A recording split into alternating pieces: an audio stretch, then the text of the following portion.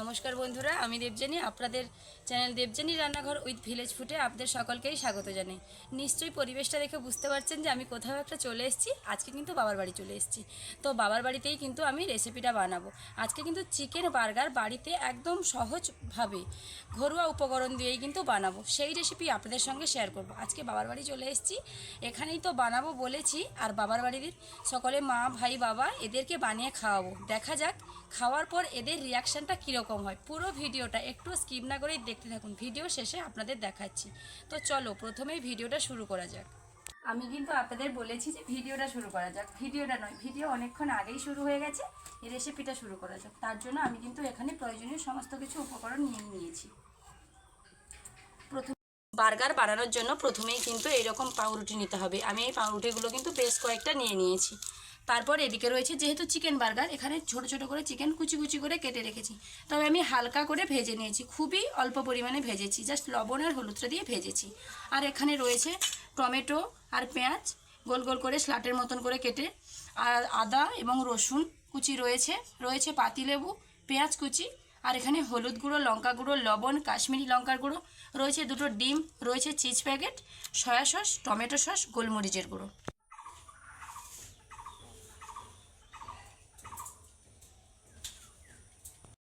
প্রথমেই আমি এখানে কিন্তু চিকেনটাকে ভালোভাবে মাখিয়ে নেব। দিয়ে দেব পেঁয়াজ কুচি। চলে এসছো?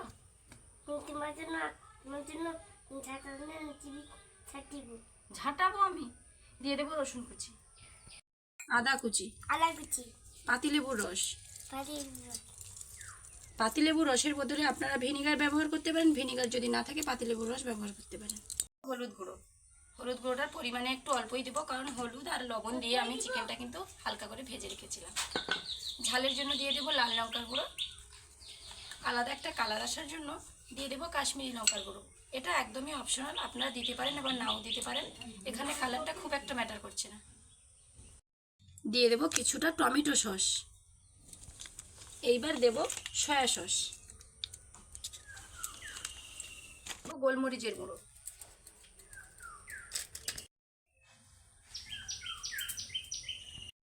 আমি এখানে একটা রুটি নিয়েছি, লম্বা রুটিগুলো যে হয় সেগুলোই নিয়েছি। এই রুটিটাকে একদম কুচি কুচি করে কিন্তু দিয়ে দেবো এই চিকেনের মধ্যে।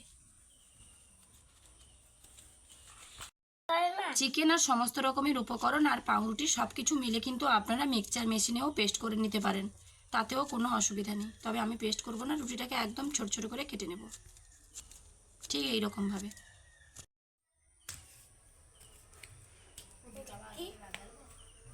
রুটিটাকে আমি ভালোভাবে কুচি কুচি করে দিয়ে দিয়েছি। এইবার একটা ডিম নিয়েছি, ফাটিয়ে দেবো। সমস্ত উপকরণ একসঙ্গে ভালোভাবে হাত দিয়ে মেখে নেব।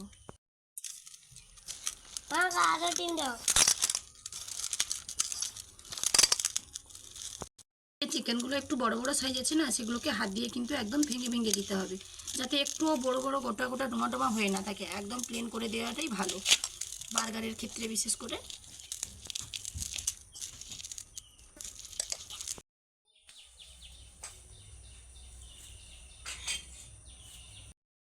এদিকে কিন্তু মাখানো রেডি হয়ে গেছে, উনুনটাও ধরিয়ে নিয়েছি, একটা তাওয়া বসিয়ে দেবো।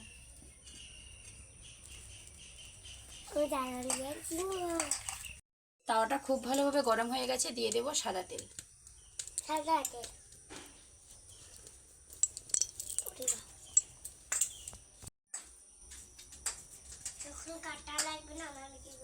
তো আজকে 5টা বার্গার বানাবো, তার জন্য এই যে চিকেন মাখানোটাকে 5 ভাগে ভাগ করে নিয়েছি। একটা ভাগ নেব, তাওয়াতে দিয়ে দেবো, আর দিয়ে এরকম বেশ চারটা করে দেবো। আজটা একটু বেশি লেগে গেছে, এটা হালকা হাতে ভাজলে করে খুবই ভালো হয়। এপিট ওপিট লাল লাল করে এটাকে উল্টে পাল্টে ভেজে নেব। এবার কিন্তু আমি উল্টে দিয়েছি, আর প্রথমবারটা বেশ একটুখানি আঁচ লেগে গেছে, তার জন্য কিন্তু একটু আলাদা কালার চলে এসেছে। এইবার আমি একটা চিজ ওপর দিয়ে দেবো। দেওয়ার পর আমি 1 মিনিট মতন হালকা আঁচে জাল দিয়ে দেবো। চিজটা দিয়ে ঢাকনা দেওয়ার কারণ হচ্ছে চিজটা কিন্তু একটুখানি গলে যাবে, একটুখানি যদি না গলে তাহলে কিন্তু তার স্বাদটা পাওয়া যাবে না। যেহেতু বার্গারটা মানে চিজটাতে বার্গারে চিকেন আর চিজ দুটো দেওয়ার পর কিন্তু সেটার উনুনে রান্না হবে না, সমস্ত কিছু রান্না হয়েই কিন্তু সেটাকে দিয়ে খাওয়া হবে। তার জন্য এটাকে একটু হালকা আঁচে দিয়ে দিলাম। সুন্দরভাবে গলে গেছে দেখুন। এইবার এটাকে কলা পাতার উপর নামিয়ে নেব। একই রকমভাবে আমি আবারও একটা দিয়ে দিয়েছিলাম, সেটাকে এক পিঠ উল্টে দিয়েছি, তার উপরে চিজটা দিয়ে ঢাকনাটা দিয়ে দিচ্ছি। ঢাকনাটা খুলছি দেখুন, বাহ খুব ভালোভাবেই কিন্তু হয়ে গেছে। এটাকে একই রকমভাবে কলা পাতায় নামিয়ে নিচ্ছি। বেশ, যে তিনটা বাকি রয়েছে ঠিক একই রকমভাবে কিন্তু ভেজে নিচ্ছি।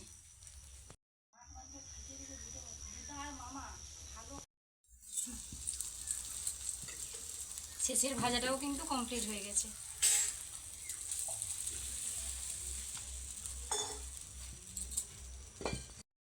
আবার তাওয়াটা পরিষ্কার করে কিছুটা সাদা তেল দিয়ে দেবো হালকা করে। আমি যে ব্রন রুটিগুলো নিয়েছি, অনেক ব্রন রুটি ছোট হয় আবার অনেক বড় হয়, আমি কিন্তু এই বড় বড় সাইজেরগুলোই নিয়েছি, ছোটগুলো পাইনি। আর মাঝখান দিয়ে কিন্তু কেটে দিয়েছি, আপনারা চাইলে নাও কাটতে পারেন। এগুলোকে আমি হালকা আঁচে সেঁকে নেব।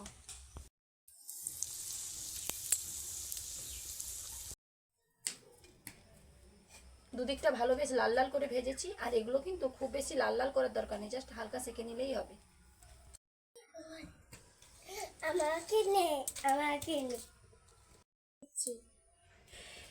আবারও একটু তেল দিয়ে দেবো আর একই রকম ভাবে 5টা রুটি আমি এরকম সেঁকে নেব।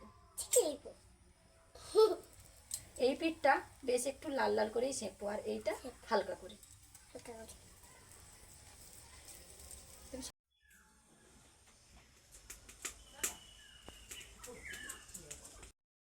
এদিকে রুটি সেঁকা হতে হতে আমি কিন্তু এদিকে বার্গারের জন্য একটা সস রেডি করে নেব। দিয়ে দেবো 1 চামচ চিনি, 2 চামচ সাদা তেল, ডিম, গোলমরিচের গুঁড়ো, রস। বেশ কিছু সময় ধরে কিন্তু ফাটিয়ে নিতে হবে, যতক্ষণ না পর্যন্ত চিনিটা গলে যাচ্ছে। এই সসটা রেডি করতে কিন্তু প্রায় আধা ঘন্টার মতন সময় লেগে যাবে। হ্যাঁ, তুমি চুপ করো, পড়ে যাচ্ছ। ভালোভাবে এটা কিন্তু ফেটিয়ে নিয়েছি, চিনিটা কিন্তু খুব ভালোভাবে গলে গেছে। এবারে দিয়ে দেবো সয়া সস,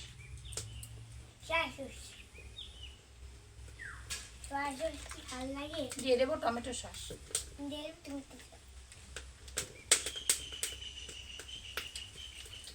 সয়া সসের পরিমাণ একটুখানি কম, টমেটো সসের পরিমাণ একটুখানি বেশি, ঠিক সেরকমভাবেই কিন্তু দিতে হবে।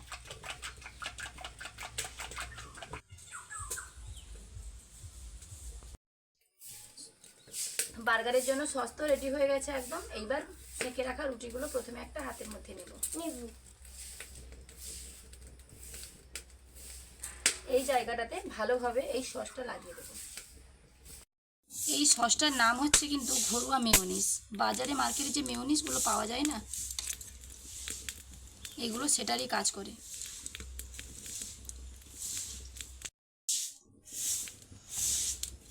ভেজে রাখা চিকেনের পুরটা দিয়ে দিলাম, এর উপরে পেঁয়াজ আর টমেটো দিয়ে দেবো।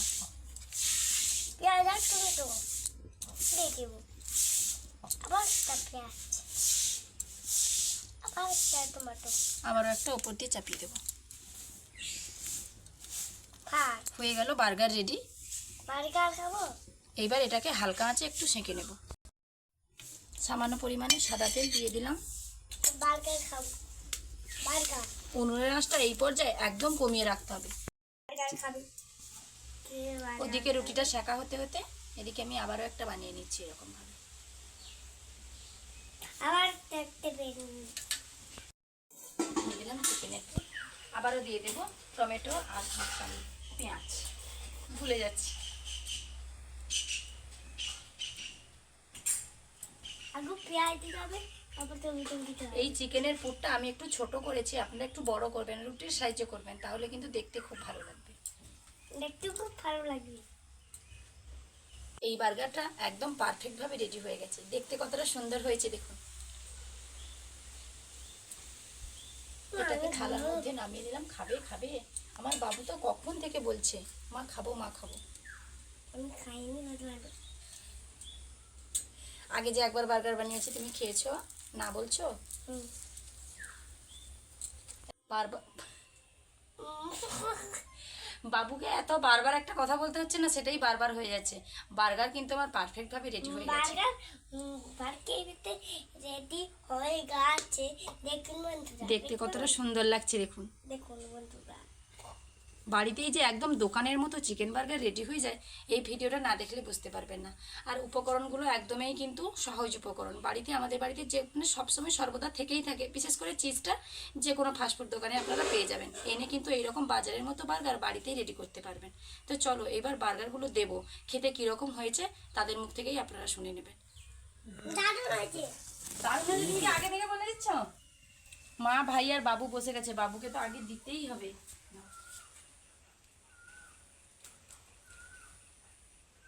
বাবু তো শরীরের তুলনায় পিৎজা বার্গার বড় হয়ে গেছে। নেবেন? বাবা দোকানে চলে গেছে, বাবার জন্য একটা রাখতে হবে। তুমিও একটা নাও, বাবু খাও। হয়েছে। বলছিস? খুব ভালো হয়েছে, তাও ভালো? পুরো দোকানের মতো স্বাদ লেগেছে। দারুণ। হ্যাঁ, বলে যখন ভালো হয়েছে বলছে, আগেও একবার বানিয়েছিলাম, আবারও একবার বানিয়েছি, আমি একবার নিজেই খেয়ে দেখি কিরকম হয়েছে।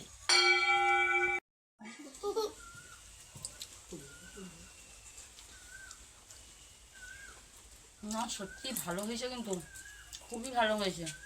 খুবই ভালো। তাহলে বন্ধুরা, আমার এই বার্গার রেসিপি যদি আপনাদের ভালো লেগে থাকে, প্লিজ লাইক কমেন্ট ও শেয়ার করতে ভুলবেন না। আরও এরকম নতুন নতুন ধরনের রান্নার ভিডিও পাওয়ার জন্য অবশ্যই আমার চ্যানেলটিকে সাবস্ক্রাইব করে আমার পাশে থাকবেন, যাতে প্রত্যেক দিন নতুন নতুন ধরনের রান্নার ভিডিও আমি আপনাদের সঙ্গে শেয়ার করতে পারি। দেখা হচ্ছে আবার নতুন কোনো ভিডিও নিয়ে। ততক্ষণ সুস্থ থাকুন, ভালো থাকুন। আজকের মতো ভিডিওটা এখানেই শেষ করছি। Tata, bye bye.